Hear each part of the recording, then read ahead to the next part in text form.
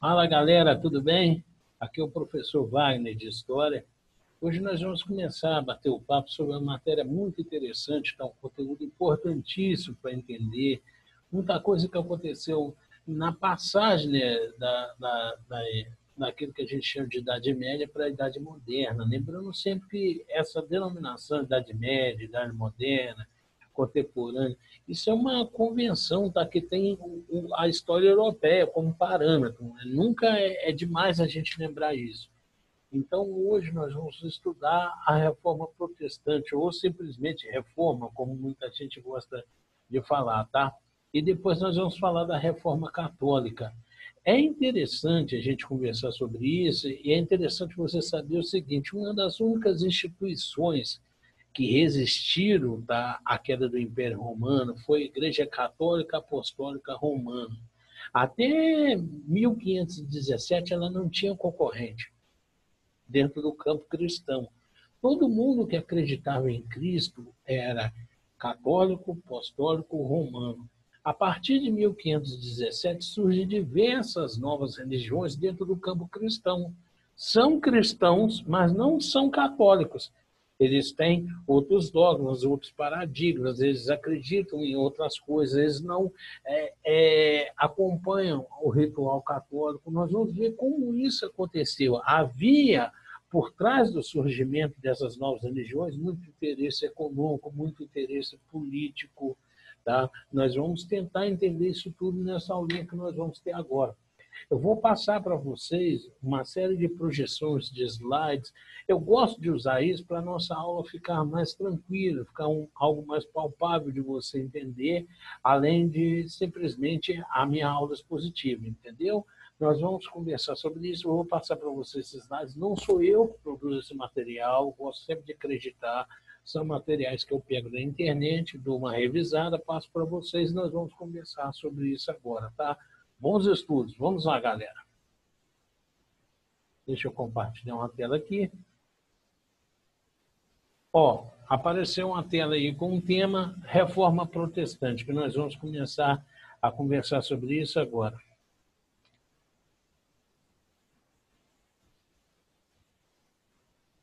Vamos mudar aqui.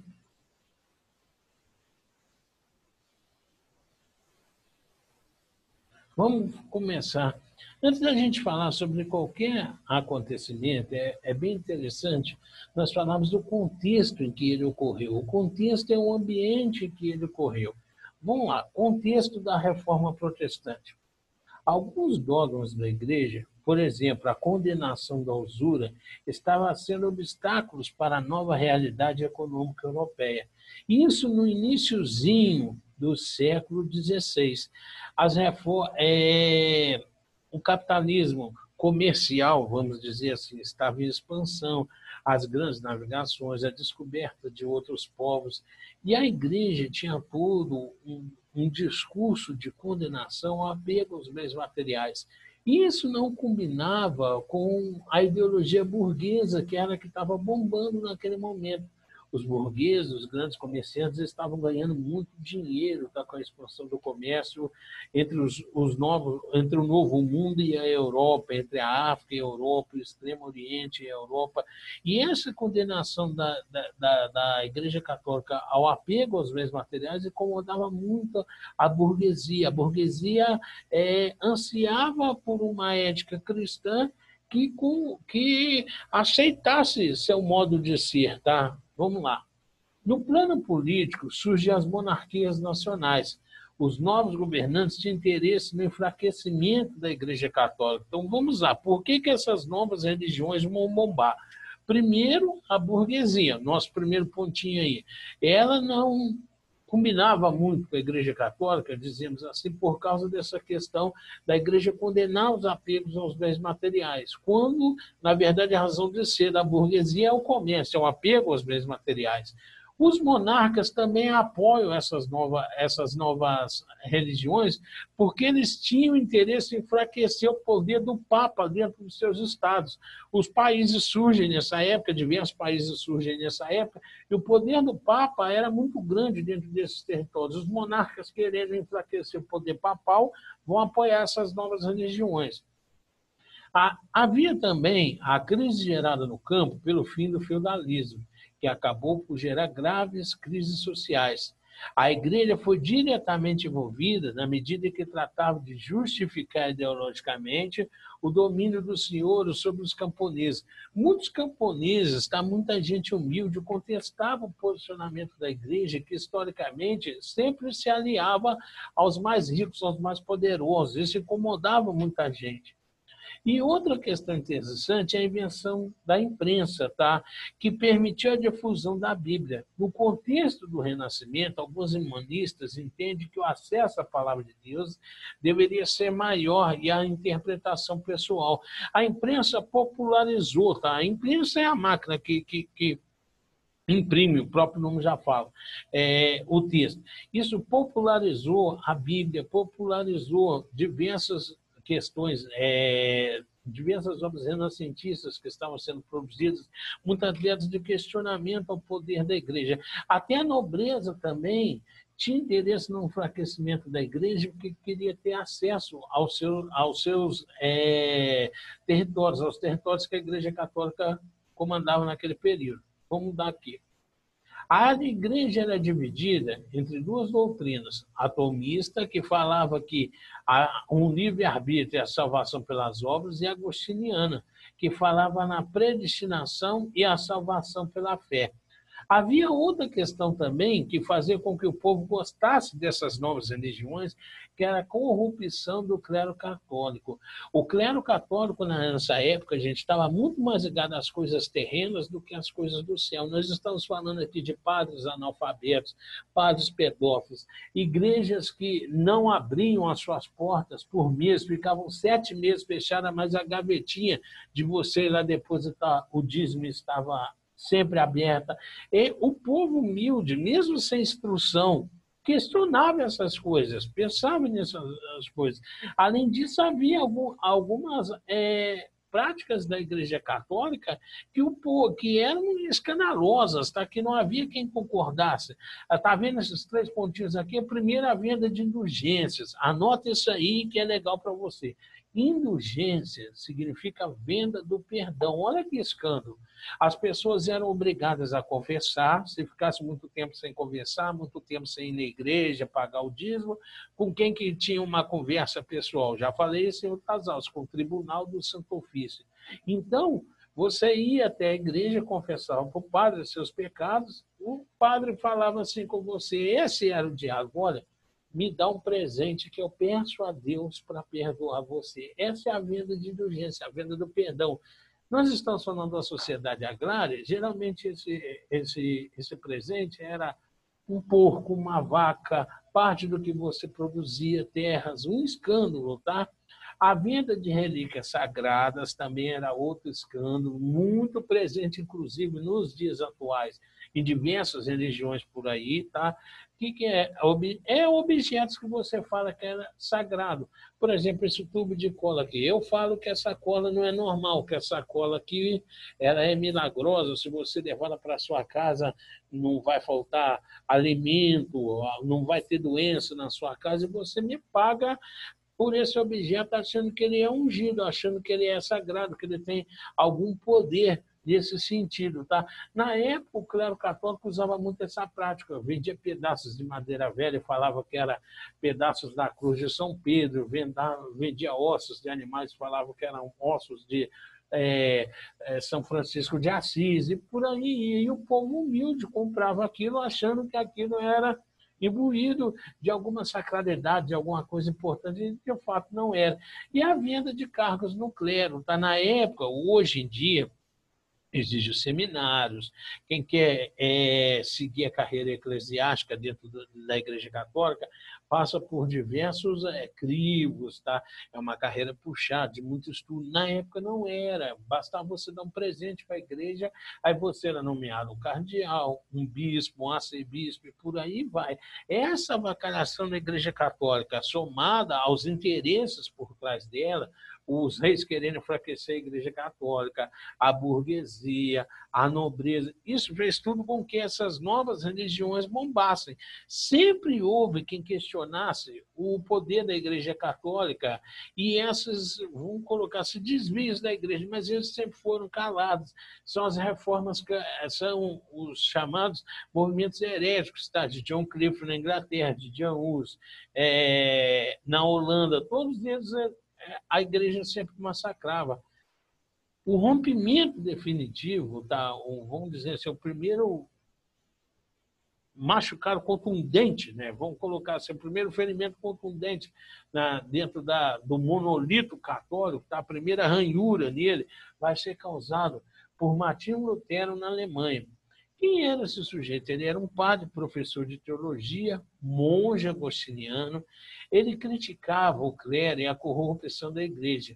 Ele brigou com o Papa na época, e o motivo dessa briga era a venda de indulgências. Ele achava aquilo errado e o Papa queria que aquela prática fosse feita na diocese de Martinho Lutero e o dinheiro mandado para Roma. Martinho Lutero se recusou. Ele brigou com o Papa, tá? Rompeu com ele e pregou na porta da igreja dele 95 teses. Tá? Ele prega na porta da Catedral de Wittenberg, em 1º de outubro, tá? Em 10 de outubro de 1517, denunciando os abusos da igreja. É claro que o Papa não vai ficar de braços cruzados vendo isso. O que ele faz? Ele excomungou e condenou Martinho Lutero à morte. Porém, Martinho Lutero conseguiu refúgio, ele foi protegido nos castelos dos príncipes germânicos. Ah, professor, por que o rei protegia Martinho Lutero? Porque o rei tinha interesse no enfraquecimento do poder do Papa dentro do seu território. Aí nós temos uma gravura de Martinho Lutero. Vamos continuar aqui. As 95 teses de Martinho Lutero. Professor, o que esse homem falava? Vamos lá. Por amor à verdade e no empenho de elucidá-la, discute-se-á o seguinte em Wittenberg, sob a presidência do reverendo padre Martinho Lutero, mestre de artes e de santa teologia e professor catedrático dessa última naquela localidade.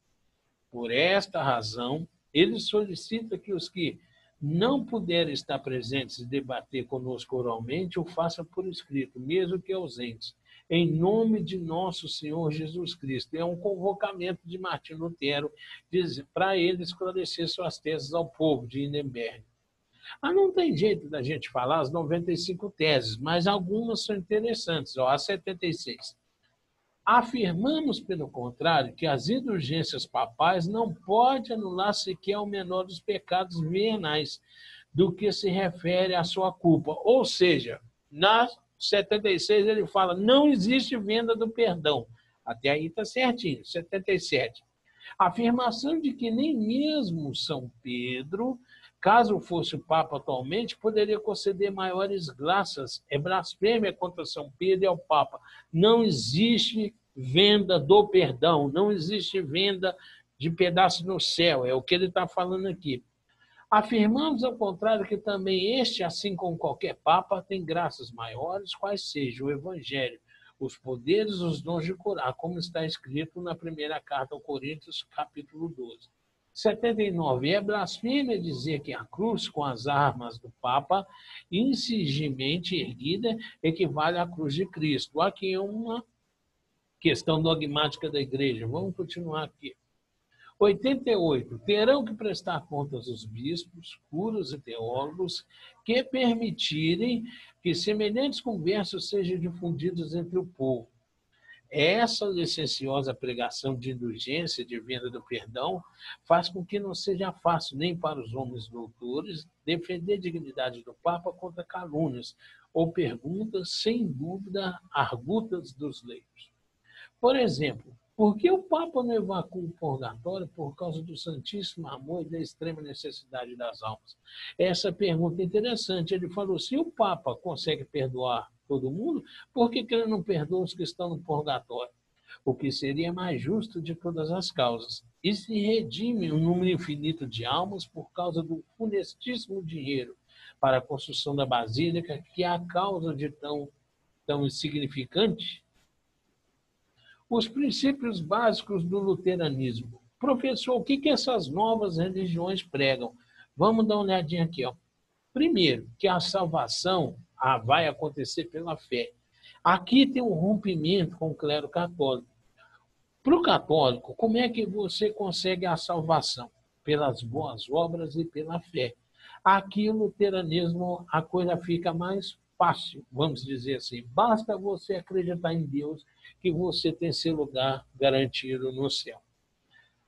Outra coisa interessante, tradução, leitura e livre interpretação da Bíblia. Para o clero católico, a leitura da Bíblia tem que ser feita pelo padre. Você vai na missa domingo para ouvir a homilia do padre, ele que interpreta a Bíblia para você. No luteranismo, não, interpretação individual. Você lê a Bíblia em casa e você tira a conclusão que você quiser. Eliminação de santos e imagens, nessa nova religião do Lutero, o luteranismo não tem nem santo nem imagem. Fim do celibato para os sacerdotes. Celibato é um voto que o membro do clero católico faz, que é o de não casar. Tá? E aqui, na religião do Lutero, na religião protestante, o luteranismo, o sacerdote pode casar, não segmento da autoridade papal, o Papa deixa de ser a figura importante, e só existe 2 sacramentos, o batismo e a Eucaristia. No clero católico existe 7 sacramentos, aqui só existe 2. E a submissão da igreja ao Estado. Essa aqui o rei gostou, esse pontinho é interessante você ver. A igreja na Inglaterra obedece ao rei da Inglaterra. A igreja da França obedece ao rei da França. A igreja está subjugada ao governo. Isso é bastante interessante. Os reis gostavam dessa ideia. Apoio dos nobres, que eles eram interessados nas terras da igreja. Apoio dos camponeses, que também interessados em terras, e no fim dos impostos feudais, coisa que Lutero não reconhecia. E começa uma guerra civil. Os nobres, Lutero apoiou o massacre dos camponeses. Em resumo, as ideias de Lutero eram, essa lâmina é muito interessante para vocês. Ó, a salvação só é alcançada pela fé, a relação entre Deus e o fiel é pessoal, cada pessoa pode ler e interpretar a Bíblia segundo sua própria consciência, a Bíblia é a única fonte da palavra de Deus. É uma ruptura mesmo com o clero católico. A supressão do clero regular e das imagens religiosas, a manutenção de apenas 2 sacramentos, o batismo e o casamento, e a utilização do alemão ao invés do latim nos cultos, e a submissão da igreja ao Estado. O imperador Carlos V apoia o Papa e a Alemanha fica dividida entre católicos e luteranos. Começa uma guerra civil, de um lado os católicos, do outro os luteranos. Após a derrota dos católicos, assume Fernando I e é assinada a Paz de Augsburgo. Cada governante, príncipe, escolhe a religião de seus súditos. Lembrando que o que a gente conhece como Alemanha hoje, ela só virou um país em 1848. Antes disso, ela era formada por diversos reinos germânicos feudais. Então, aqui existem vários reinos na Alemanha, nesse período aqui que nós estamos estudando, século XVI, em cada um, o príncipe toma a sua religião e os súditos têm que ter a religião do príncipe. Mas, nessa época, a maioria dos príncipes eram protestantes, por todos os motivos que eu já falei hoje. A Alemanha permanece luterana e a Áustria fica católica. É um reino germânico também. Vai surgir um parente do luteranismo, na Suíça, que é o calvinismo. Tem esse nome por causa do autor dele, que é João Calvino. João Calvino, ele é seguidor de Lutero, mas ele rompe com Lutero. Vamos ver isso aqui, ó, o calvinismo. Ele começa com João Calvino, francês influenciado por Lutero, e ele morava na Suíça. Para ele, o culto devia ser mais simples ainda do que na igreja do Lutero. Lutero já te deixou o culto muito simples. Para ele tinha que ser mais ainda. A moral da religião dele, do calvinismo, tinha que ser muito rígida. E ele acreditava na teoria da predestinação. Aqui é interessante, vamos dar uma paradinha aí. É o seguinte, Para o católico, como é que acontece a salvação? Pela fé e pelas boas obras. Para o luterano, apenas pela fé. Aqui, no Calvino, Calvino acredita no negócio predestinação. Pré, antes, destino. Tudo seu já está traçado antes. Deus tem um plano para você. Essa frase é famosa, a gente conhece ela. O Calvino acredita nisso, que todo o seu destino já é traçado por Deus desde o momento que você nasce. Você só tem que aceitar aquele desígnio, aceitar o seu dom, com quem que você vai casar, onde é que você vai trabalhar. Tudo isso já é predestinado quando você nasce. E a você só resta seguir o seu dom, seguir os desígnios divinos. Você não precisa fazer boa ação, você não precisa ter fé, você não... Só basta você crer e esperar o seu momento. E isso é muito interessante. Sabe quem riu de uma orelha a outra quando ouviu isso? O burguês.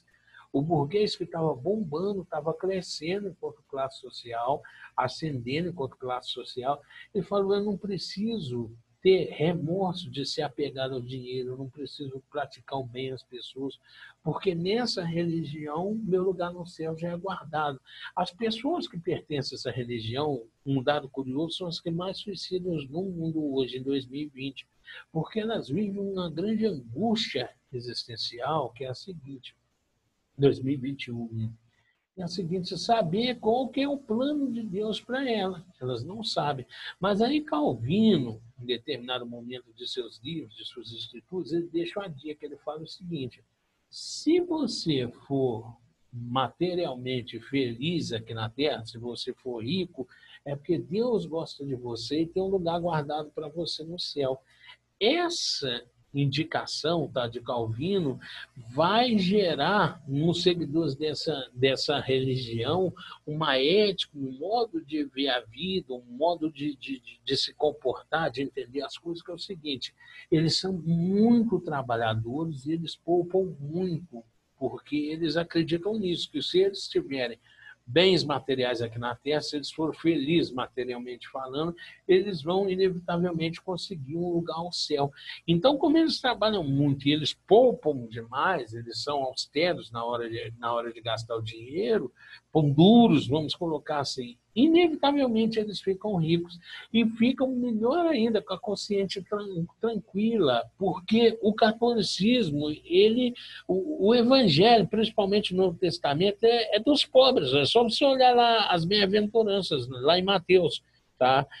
Bem-aventurados aos pobres, que eles herdarão o reino do céu. Você tem a passagem do jovem rico, onde Deus condena o apego a bens materiais. Tem uma parte que Jesus Cristo, né, condena o apego aos bens materiais. Tem uma parte que Jesus Cristo fala assim na Bíblia, é mais fácil um camelo passar no buraco de uma agulha do que um rico entrar no reino dos céus. Então, o clero católico, embora o clero católico fosse muito rico, embora o clero católico fosse aliado de pessoas muito ricas, abastadas, ele tinha toda uma condenação à riqueza material, tá? Que não tinha, em que estava em confronto, em oposição à maneira de ser da burguesia. Então, a burguesia gostava muito dessas novas religiões, e principalmente essa do Calvino.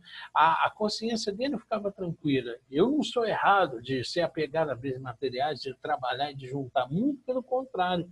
Deus gosta de mim por eu agir dessa forma. Então, o calvinismo ele cresce na Europa na mesma proporção em que o comércio está crescendo, que o dinheiro está ganhando importância. Essas novas religiões se espalham pela Europa inteira. A Igreja Católica tem uma sangria de fiéis, perde muitos fiéis nesse momento e ela precisa reagir para ontem. Tá? Aqui nós temos uma gravura de João Calvino. Voltando aqui para você recapitular. A Reforma Protestante teve um grande apoio da burguesia, por tudo que eu acabei de falar agora, porque ela impulsionou o crescimento do capitalismo. A ética protestante ela tem a ver com o capitalismo. Tá? O dinheiro está ganhando muita importância e essas religiões elas têm todo um discurso voltado para isso. Tá? Na Inglaterra, os calvinistas vão se chamar puritanos, na França vão se chamar huguenotes e na Escócia presbiterianos. Na Inglaterra é interessante que os Estados Unidos vai ser povoado por essa galera aí, tá? Que tem essa ética, tá? De muito trabalho, de muito apego aos bens materiais, de economizar bastante, e se explica em parte porque que eles são a potência, tá? No mundo atual. Vamos lá. Vai surgir a terceira religião protestante, que é interessante de vocês saberem, o anglicanismo. O anglicanismo acontece de um atrito entre o rei da Inglaterra e o Papa.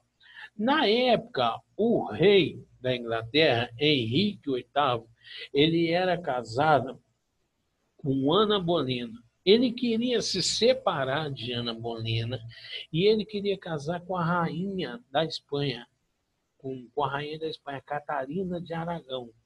E ele queria que todo esse processo, a separação dele, o novo casamento dele, fosse chancelado, fosse feito pelo padre, pelo Papa. O Papa não aceitou.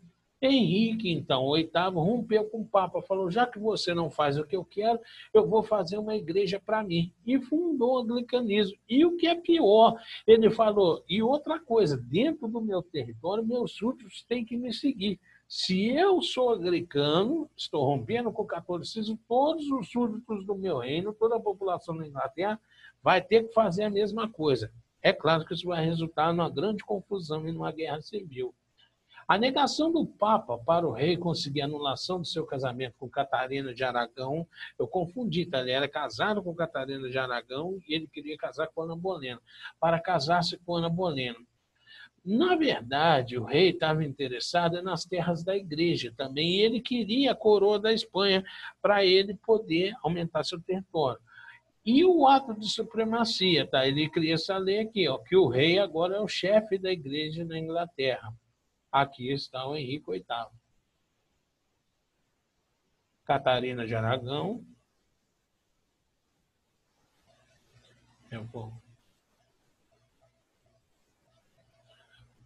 Passado esse rompimento do rei Henrique VIII na Inglaterra com o Papa, vai acontecer esse processo aqui. Esses pontos aí, ó. As terras da igreja foram confiscadas e vendidas aos nobres, o que fortaleceu muito o rei. O culto à hierarquia, semelhante ao catolicismo, a autoridade do Papa não é aceita e o latim é abolido nos cultos. Agora as missas os cultos são realizados na língua nacional e a fusão de elementos católicos com elementos calvinistas. Essa é o anglicanismo. A Igreja Católica não vai ficar de braços cruzados, perdendo fiéis desse jeito. A Igreja Católica, então, ela toma uma série de medidas que alguns autores chamam de contra-reforma, tá? É a reação católica à reforma protestante. Olha só, medidas da Igreja Católica para conter o avanço protestante na Europa. Isso cai demais, tá? Vamos ver quais foram.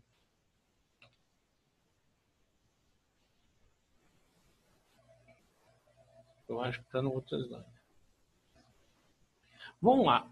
A primeira coisa que a Igreja Católica faz, ela reaquece o Tribunal do Santo Ofício da Santa Inquisição. A Inquisição estava bem morta nesse período, tá?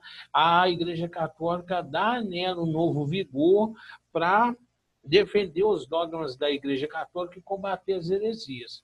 Os tribunais religiosos que julgavam e condenavam hereges ou infiéis não católicos com extrema violência atuaram principalmente na Espanha, Portugal e Itália. Vamos interromper aqui.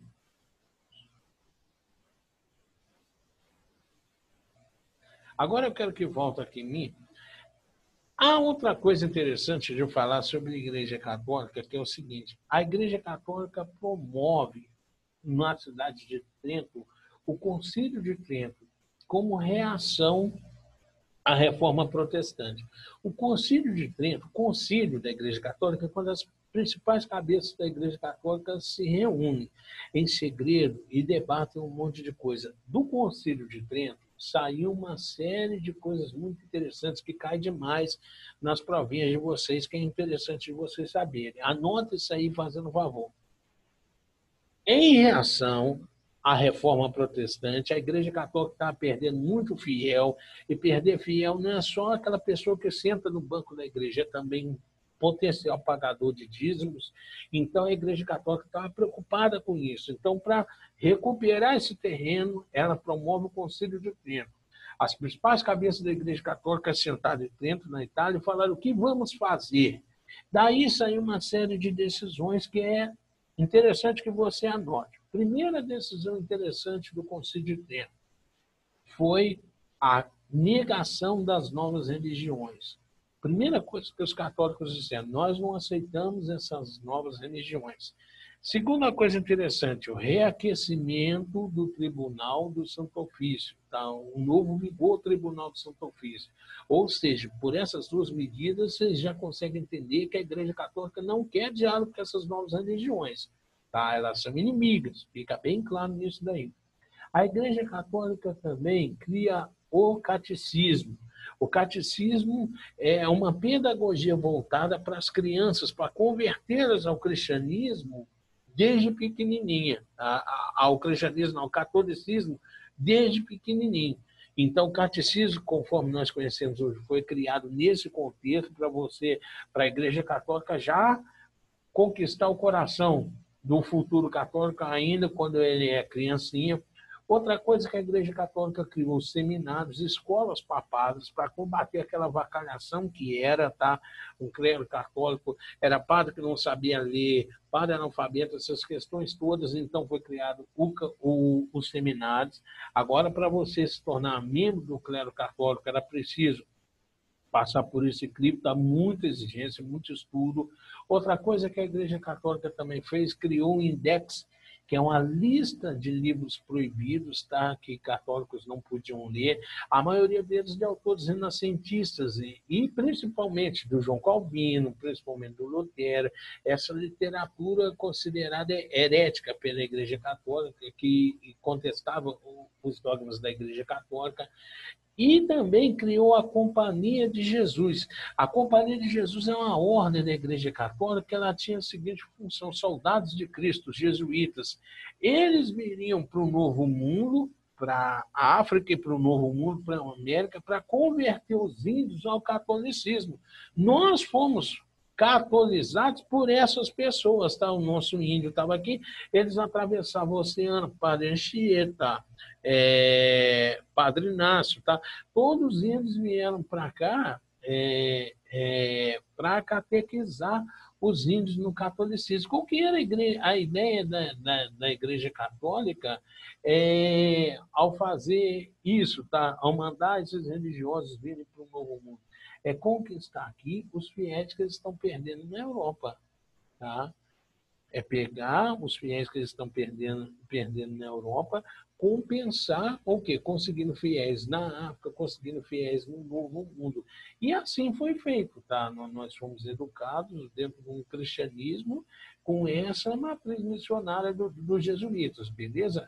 Eu estou falando aqui do Brasil. Essa foi a reação da Igreja Católica, tá? Isso é bem interessante de você notar, tá, meninos? Eu recomendo a vocês que vocês façam o seguinte: nossa aula está terminando por aqui, foi muito legal o nosso encontro, essa aulinha de hoje é muito proveitosa. Leiam a apostila de vocês, tem bastante conteúdo lá, tá? Você vai entender melhor. Reprisem esse vídeo, pausem no momento que você tiver dúvida, fale comigo na hora que você tiver dúvida. A gente tem um canal, tá, de comunicação. Façam isso, assistam aula de outros professores, tá? Na internet, vídeo aula de outros professores, para você ter contato a outras opiniões, outra didática, que talvez possa lhe ajudar melhor, tá? Um grande abraço a todos, nós vamos nos encontrar em outra aula, para outra conversa, tá? Já adianto que a nossa próxima aula vai ser sobre o Renascimento. Tem muito a ver com essa questão da reforma protestante. Hoje em dia, só para finalzinho de aula, da mesma maneira que o clero católico teve que naquela época sentar e rever vários de seus posicionamentos, hoje em dia ele também faz isso. Existe uma discussão velada, eles não passam isso para o povo, mas diversos pontos que estão sendo questionados. A questão do celibato, a questão da condenação dos métodos anticonceptivos, isso tudo está sendo questionado. O papel da mulher na Igreja Católica, na liturgia, tá? A questão dos homossexuais, tudo isso está sendo debatido, tá? Ela está revendo esses pontos, mas aí tem muita coisa, não anda assim tão rápido quanto a gente imagina, não. Por aí tem jogos de interesse, tem vaidade, e é composto por humanos, tá? Humanos tem todo aquele pacote de falhas que a gente conhece, tá? Mas é interessante de você saber isso e é interessante também de você rever essa postura. Da mesma maneira que a Igreja Católica se vê hoje diante de diversos desses dilemas, no iníciozinho do século XVI ela também se viu diante desses dilemas. Ela teve que se reformar para não perder espaço para as novas religiões que estavam surgindo. Hoje, o que nós conhecemos aqui no Brasil, que é a nossa realidade maior, as igrejas protestantes, vamos dizer assim, são tataranetas dessas religiões que eu disse na aula de hoje. Tá? Hoje, o que nós conhecemos aqui no Brasil se encaixa mais naquilo que a gente chama de neopentecostal, de religiões neopentecostais. São religiões que acreditam muito na presença divina no dia a dia, acreditam muito em milagres, tá? Coisa que não era muito a área do Calvino, coisa que não era muito a área de Lutero, acreditam muito em milagres, tá? Um Deus que dá emprego, um Deus que tira doença, tá? Acreditam muito nisso e acreditam muito numa coisa chamada teologia da prosperidade, que nós vamos falar isso depois, tá? No momento certo. Por hora, vamos parar por aqui, tá? Bom estudo para vocês, até o nosso próximo encontro. Um grande abraço, tchau.